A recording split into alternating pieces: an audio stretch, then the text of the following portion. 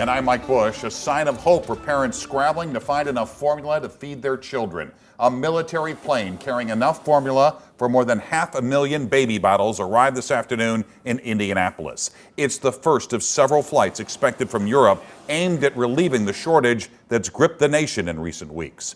President Biden authorized the use of Air Force planes for the effort dubbed Operation Fly Formula. The shipments won't help everyone, not right away. Local families are still in need of specific types of formula, and some have even attempted to make their own.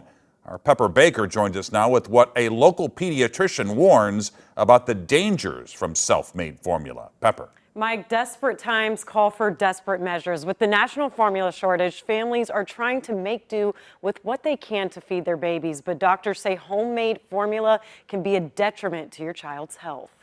Why don't you try goat's milk or try homemade formula, or why don't you breastfeed? Like, I would go get the shots to start relactation in an instant. Hannah Singleton considered all types of options to feed her 5-year-old daughter, Isla Singleton, during the formula shortage. She just is unable to digest food, to the point of a couple of times she's even been in shock, like with like food trials and stuff as a baby. Isla has 13 various diagnoses between allergies, gastrointestinal, and genetics, and she's only able to eat hypoallergenic amino acid-based formula. We had like a tablespoon of carrots and spent 7 days in the hospital from it. She spends about $100 a day for a can of Neocate formula. Mercy Kids Chesterfield pediatrician Jessica Smith says that the financial burden is still a safer option than at-home remedies. We have been studying how to make formula for years and years, and finally we are good at it. But many babies died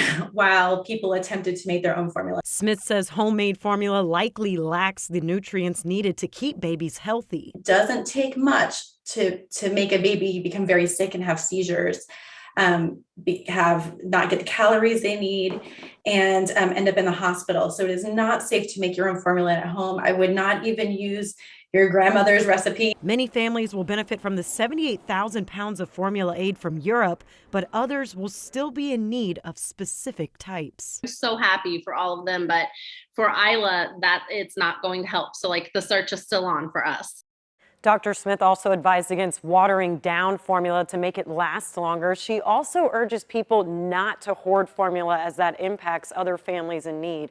She recommends talking to your pediatrician for samples and to reach out to friends and family to look for formula brands that could be available in their area.